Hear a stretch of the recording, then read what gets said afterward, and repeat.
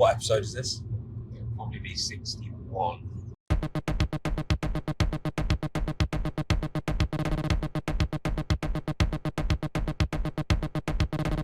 We're in the car. Hey. Yeah, welcome back to another episode. We're doing it a little bit different. Driving to London for the day. You explain what we're doing because I'm driving. Well, what's the date today? The 6th? Saturday.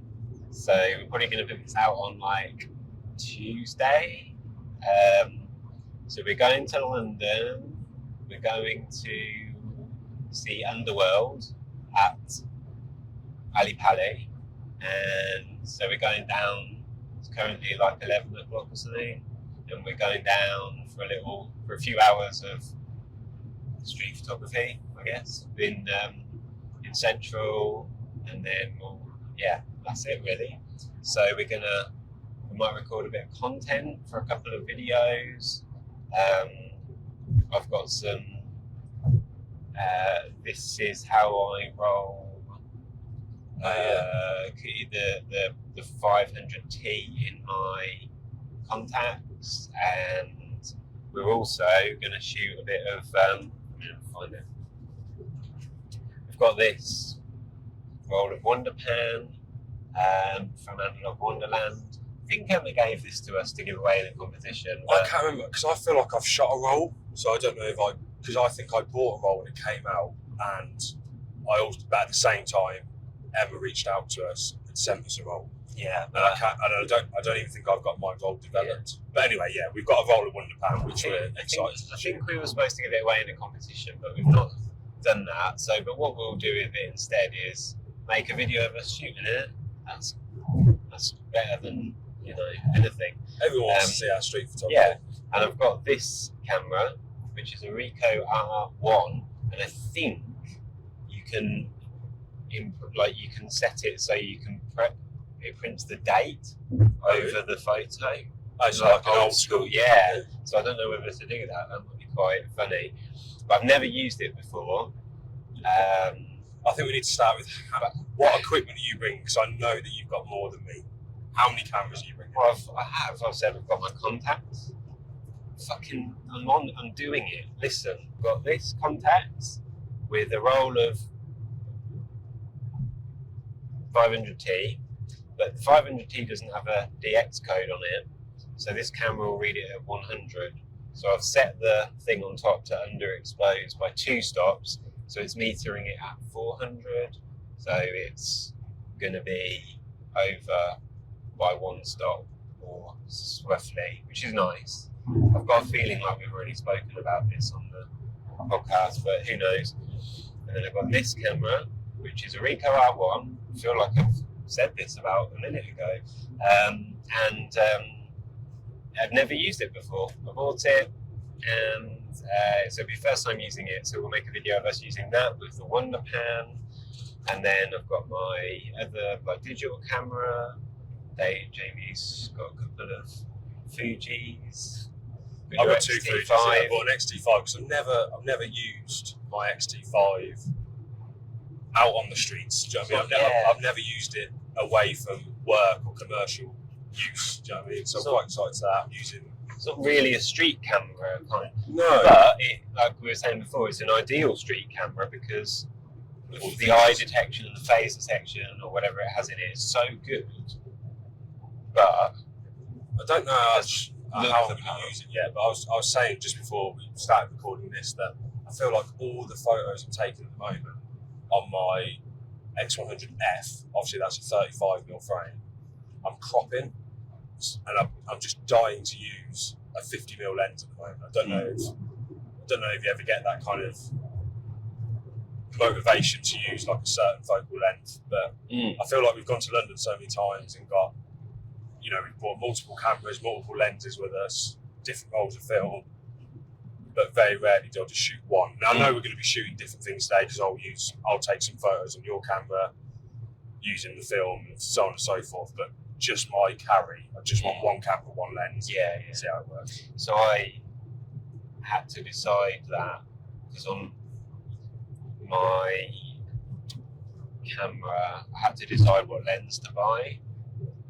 and I was thinking 35 because if you're only going to have one lens, it's kind of ideal. But using it for street photography, I tend to find if I use 35, I usually crop in a bit.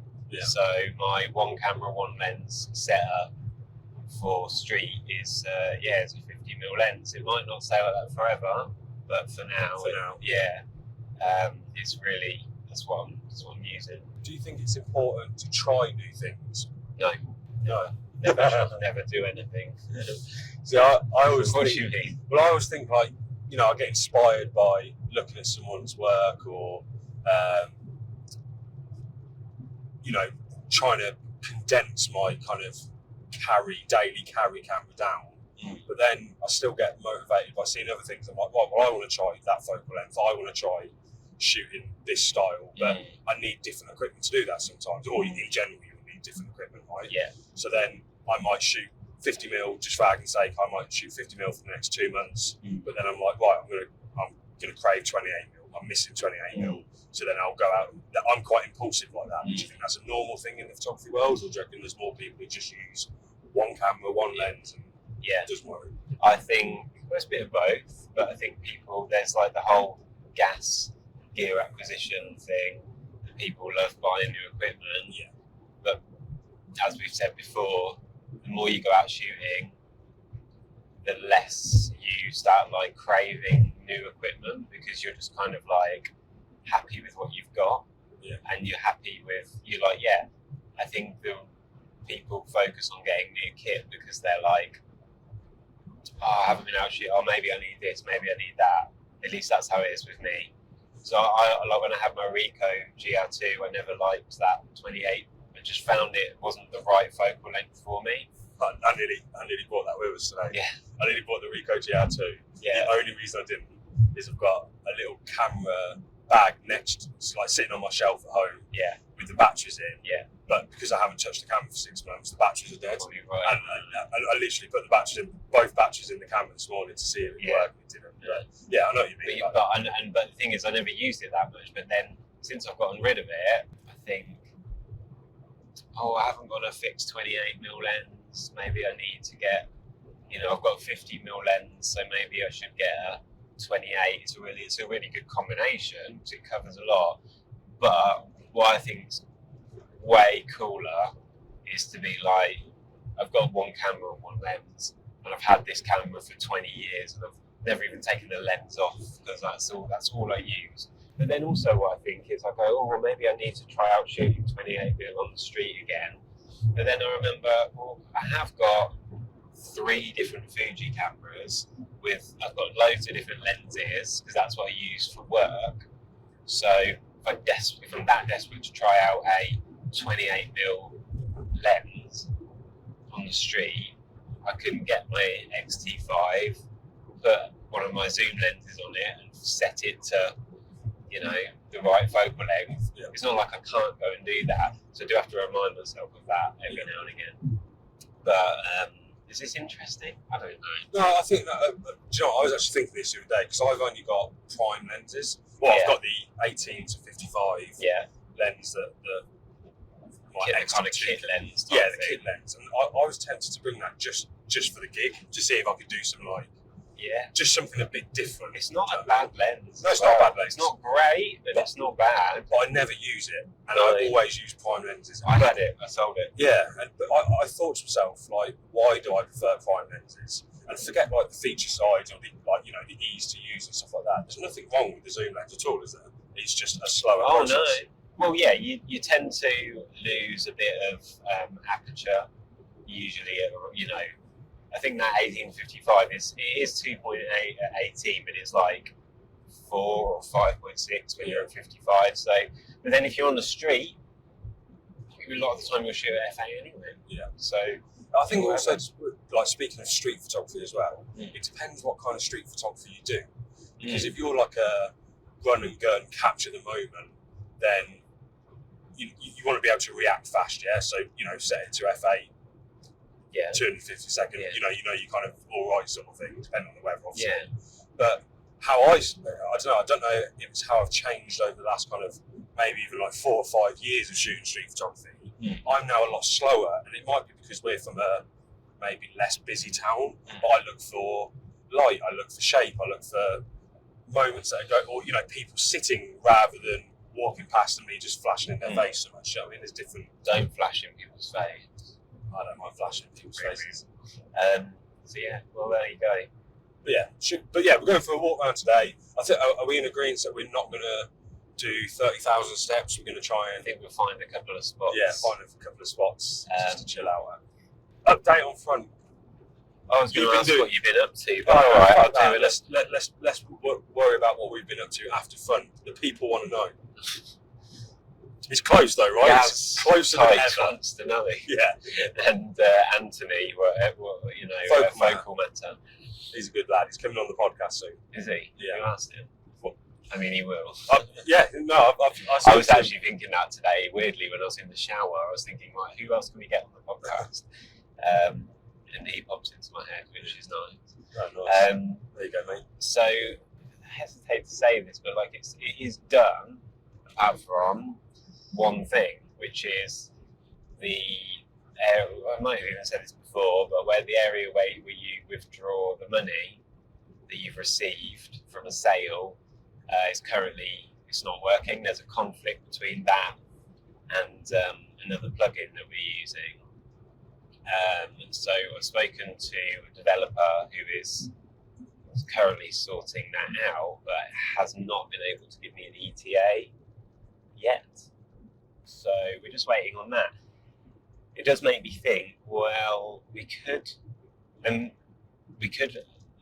it up to a few people to start using it, but to say, if you sell a print, you can't get the money yet, and I can't tell you. Will it just go into a pot? It'll go into a thing, but the withdrawal method is not working, so you wouldn't be able to get your money. But maybe there's a way I can do it manually. I don't really want to be administering payments to people manually. I want it. Yeah, but we could let people start using it, but only friends and stuff like that. So we've been testing it. We've been testing it for months now. We've got countless fake profiles on there. I've got to go through and delete dozens and dozens of stuff. There must be 50 Jamie Coopers, Jamie Cooper 1, Jamie Cooper 2. Yeah. We have been testing the accounts and think even when we do get over this last kind of hurdle and we can kind of launch front in its kind of very infant stage, it won't. Is it fair to say that it's not going to be the complete product? You know more about it. I don't want to shit on what you designed because it looked great, but at the same time, there's a lot of development, a lot of evolution that's going to happen. Yeah, it's definitely like version 1. Yeah. It might not even be version 1. It might be version 0.5. But it's like, it's not what we'll have. I was going to say in 2 years' time, but 2 years passes like that for us. It's not what it's not where we'll end up. It's almost it's a bit of a stopgap. It's not perfect at all, but it's good. It does what it needs to do. We need to remember as well that we've got a lot of ideas for front that we haven't yet announced. Whether those ideas will develop, we don't know yet. But we've got a lot of ideas that we want to put into front that is more than just print your work. Yeah. And it's all based around the community, helping the community.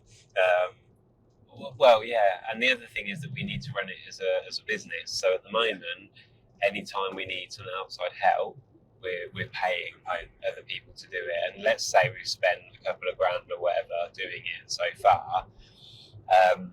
What we want to do with it is going to be, we might end up hiring a developer full time for 6 months to get a version 2 of it done. But what we need is it to be generating an income for us to. We're not going to make money from it. Any money that the company makes will be reinvested into making it a better product for people. So once it starts bringing in money, we know that people are using it, and people are going to, people are making money from it, and therefore we're making a percentage of that. We'll be able to pull that until we've got X thousand of pounds. We can say to a developer, look, if we pay you this over the next however many months, will you work full time with us on this thing to get the new version of it made. So if you're listening to this and you're a developer and you want a 6-month contract for come and speak to us in about 3 years when we've pulled up pennies together. Yeah. So like that's it. It's done. It's done, which feels really weird to say because it's been so long coming, and we do thank everybody for sticking with us and still retaining some interest in what we're doing. We've had loads of people like register to the mailing list recently. Yeah. Maybe because we put out a podcast. When I say loads, I'm talking like tens, not hundreds. Do you know what I mean? Yeah. But there's like 1,000 people on the mailing list. So if we get 100 of them actually start using it. But we've had a lot of people reach out to us. Well, a few people have reached out to us and said, "Why don't you do like a GoFundMe page?" And but we don't want to be like in debt to people, like literally, figuratively and literally in debt to people, where we now owe people something. Yeah. At the moment, I feel like we owe people something because so many people have invested their like time and interest in what we're doing, and I feel bad that we've not like delivered on anything yet. Yeah. But when it comes to it, we don't. No one's like paid us. We haven't done a GoFundMe. We haven't done a thing and spent all the money and still not delivered a product. Yeah. So, and we've still not sent out one email yet in terms of. Well, not since we sent out 2 in the entire time we've had the mailing list. Yeah. So if you do want to subscribe to the mailing list, do so. It just helps us gauge how many people might be on the platform when we actually launch. But also we're not sending out junk email every week. Me and Luke are just 2 normal people, just like you, watching this or listening to this. We enjoy our photography, and we're busy. Busy with normal lives, but we're getting there, aren't we? Yeah. So I actually went onto our website the other day, the live website where it explains what Front is and where you can sign up. So not what I've seen yet. Or have I seen that? Yeah, you've seen that. Oh yeah, of course I have. Yeah. I didn't know if it's been changed over the last couple of weeks. I've changed it in the sense I've moved the sign-up form to the top of the page. Oh yeah. But also I've updated it where it said we're going to be launching in 2022. So watch this space. Didn't we say 2022 was going to be our year? Yeah. Or was that 2023? No. 2022 we said it was going to be our year. 2023 we kind of said nothing, and then 2024 we're back on it. So there you go. That's what's going on with that at the moment. What have you been doing in life? Working with you. Oh, what, in the last week? No, Since the last podcast. What was the last podcast? Sunday, I think. Oh, so this week I've been working. I've had photos to edit pretty much every day. I don't know. I can't remember what I did this morning, let alone this week. Did you watch any films? I started watching Dexter again because it's been put on Netflix. But there's 2 reasons why I want to watch Dexter. 1, I quite enjoyed it the first time round, and 2, I want my missus to watch it. But she's never seen it, so I needed a program that I could watch. But if I need to grab my phone at the same time and go on it, then I can do. And it's something that we can turn off because it's a bit crap, but at the same time it's quite good. I don't know if you've ever seen it. But, no, Jade watched it a bit, but Anyway, Boy Story, yeah. Been watching Dexter, and I watched, what was the film that I watched? I watched the new, well, it's not even new, Ford Ferrari. Oh, yeah. Yeah. Is that Matt Damon, Christian Bale, yeah. Nice. Thought that was quite good. To be fair, I think I did see it. I might have even seen it in the cinema. But yeah, in terms of busyness, I've just been doing lots of little bits. I'm working abroad this month. Lucky enough to be working in Sweden, and we're going to France. Is that this month or the end of next month? Yeah. Next month, yeah. So we're going to France for a holiday / job. Yeah. I don't know what details you can give away, not give away. It's fine, yeah. I mean, look at their website. I'll put a link in the bio. You explain what we're doing in France. So one of my clients in my freelance work, I do photography, but I also do other things like web design and podcasts, whatever anyone asks me to do, basically. So I'm working on some like doing some SEO and some marketing with them, and I've sort of fixed some bugs on their website. They're called Laroon. It's they're like little holiday homes in France, and trying to help them get some more bookings. So we're currently like redesigning the website as well. So as part of the payment for that, we're going to go and stay with them, but then also we're going to be taking, like, the reason we're going is to go and take some photographs of the property. We're going to shoot some film, so therefore I've bought a new camera to send the drone up in the sky. Do a bit of drone photography, because I sold my Fuji GSW 690 and now don't have a medium format camera, so I've just bought a medium format camera for pretty much the exact same price I sold that GSW, but I bought a Fuji 645, which I'll probably sell after the job. I think, I don't know if it's something I'll keep forever, but in terms of the job that we're doing though, it's quite an interesting one, because we'll have kind of like the shots and the footage that we need to capture from a commercial standpoint, right, for like the business, but we're also going to be there for 3 or 4 days with my family, with your partner. I'll be there with my partner and Luke's family. So, but from mine and your standpoint, we're like the geeky, nerdy photographers in us are still going to want to shoot in and around where we're stopping. So it's perfect, because we can legitimately be like, we've got to go out and shoot some photos. So I'm really looking forward to doing that.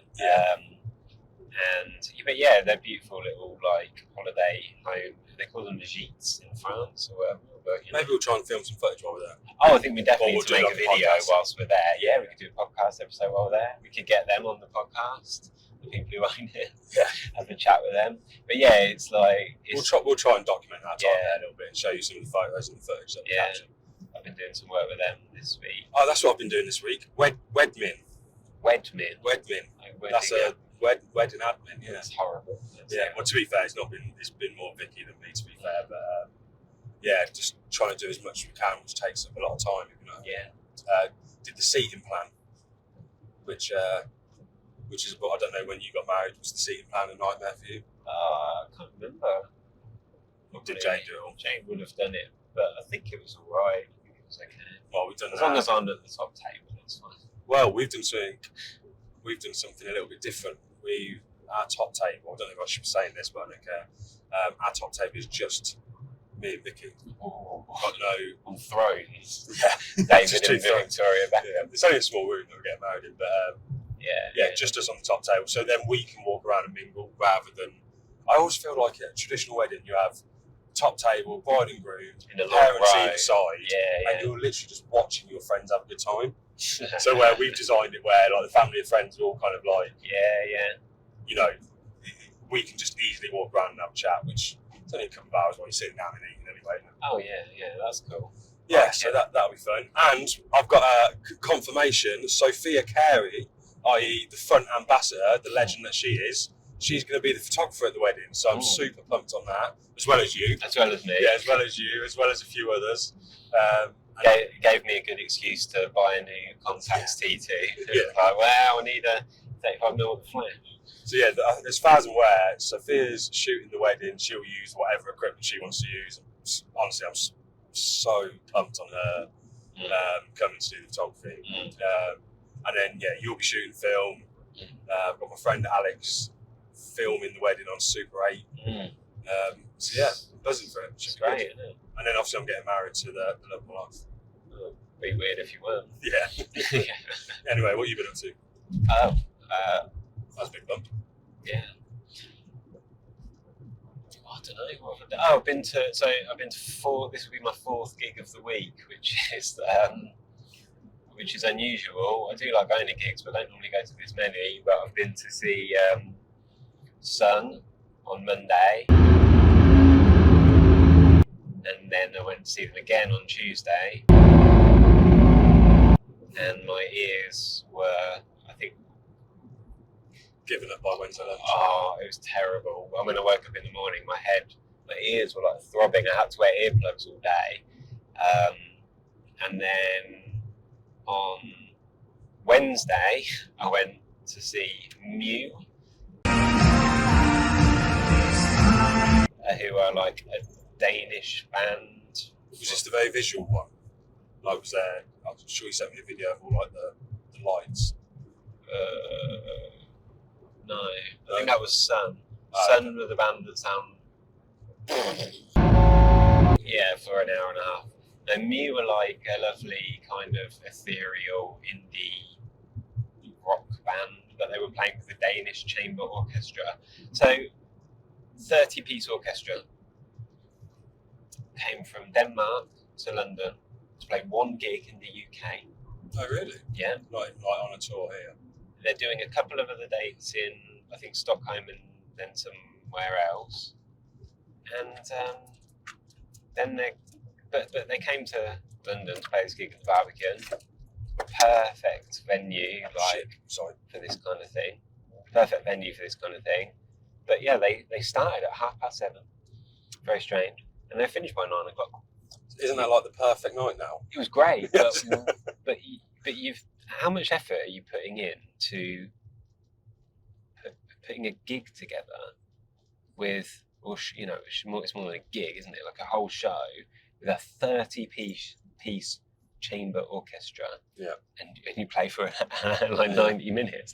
I thought, they're starting at 7:30. They're going to be like playing for like 3 hours or something. Because but it was really good. It was an odd set. They did some really like unknown songs, like not unknown, but like quite deep cuts, as the kids say, and whatever. I don't know, but it was very, very good. And then tonight, and it was an early night as well. Well, yeah, except I had to drop one of my mates off back in Milton Keynes, and then 2 of my mates off back in town. So it would have taken me an hour and 20 minutes to get home, but it actually took me over 2 hours to get home. I watched. Did you watch? I can't even remember his name now. Is it James Buckley from the In-Betweeners? Yeah. He's got like a little YouTube channel with his wife. He's got a big YouTube channel. Yeah, well, yeah. So yeah, I was watching that the other day, and they went out for a night out. They went to like fancy dress disco, 70s night or whatever, 60s night. But then at the end of the vlog, they were like, "Yeah, fucking hell, we're knackered now. We're gonna go to bed. What time is it?" And I think his missus' name's Claire, and she was like, 9:30. It was so early, but that's the perfect night. We've gone out, had drinks, feeling a bit tipsy, and we're home before 10:00. Like, like once you hit 30, that's life now. Yeah, it's tough. It's not going, but we're going to see Underworld tonight. Yeah, I'm so excited. Yeah, we went to see them when last year? Was it about a year ago now? We went to see them at Royal Albert Hall. Yeah. Is that it? I thought we saw them again. Yeah, I think you might have. I've seen them quite a few times. Yeah. They are my favourite band, one of my all-time favourite bands, favourite band to go and see live. And they're playing 2 sets tonight, which is just fucking brilliant. They're both like well into their 60s. And yeah, I'm so excited. Out of all the gigs we've been to this week, this is my most exciting. And it's at Ali Pali, which is such a good venue. Yeah. It's so good. And it's great for us because it's so easy to get out of and go home. Yeah. We've got a car park, it's great. Something's happened there, and because this knobhead keeps fucking. Yeah. And then that's it really. Oh, and I've been listening to, there's a new Orville Peck song with Willie Nelson called Cowboys Are Frequently Secretly Fond of Each Other, and it's like a anthem for gay cowboys. It's so good. Been listening to that quite a lot. I didn't text you yesterday, did I, for my music recommendations? Album of the week. Yeah. So I don't know if anyone else is like this, but every Friday I get really excited to listen to new music, just because that's normally when albums come out and my Spotify notifications go mad. Yeah. But I'm your algorithm. Yeah, you're my algorithm. Yeah. No, like I always enjoy. Like I like all kinds of music, right? Similar to you, right? But you're very knowledgeable when it comes to music. So I've got no shame in saying, right, recommend me 3 bands that I probably never would have heard. But it's kind of developed into every week I'll say, right, this is your album of the week. Yeah. But didn't I set you a tag? It was like there was 3 genres, weren't there? Yeah, but it's too much. Yeah. All right, so your album of the week is Pony by Orville Peck. Okay. Yeah. Okay. Cool. We've been recording this for like 10 minutes longer than I planned. Let's stop it then. Okay. Bye.